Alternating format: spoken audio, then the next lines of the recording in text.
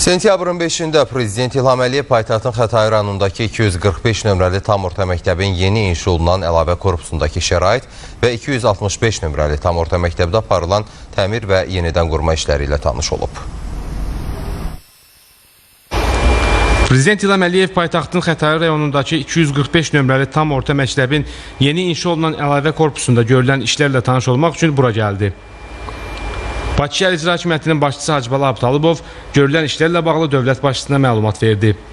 245 nömrəli tam orta məktəbin əsası 1968-ci ildə qoyulub. Uzun illər təmir olunmayan məktəbdə Prezident İlham Əliyevin sərəncamı ilə təsdiq edilmiş 2014-2016-cı illərdə Bakı və ətraf qəsəbələrinin sosial-iqtisadi inkişafı dövlət proqramına əsasən 2014-cü ildə əsaslı təmir və yenidən qurma işləri görülüb.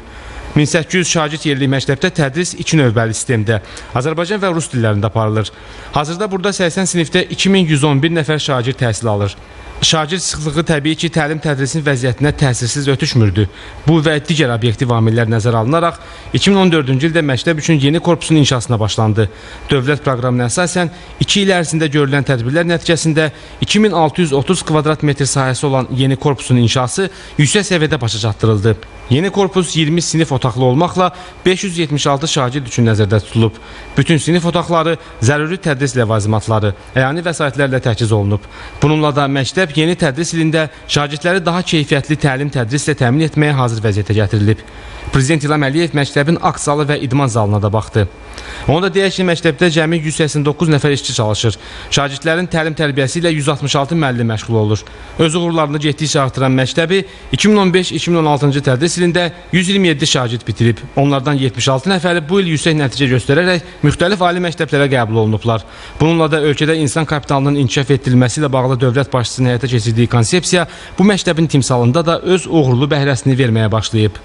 Sonra Prezident İlham Əliyev əsaslı təmirdən sonra Xətai rayonundakı 265 nömrəli tam orta məktəbdə yaradılan şəraitlə də tanış oldu.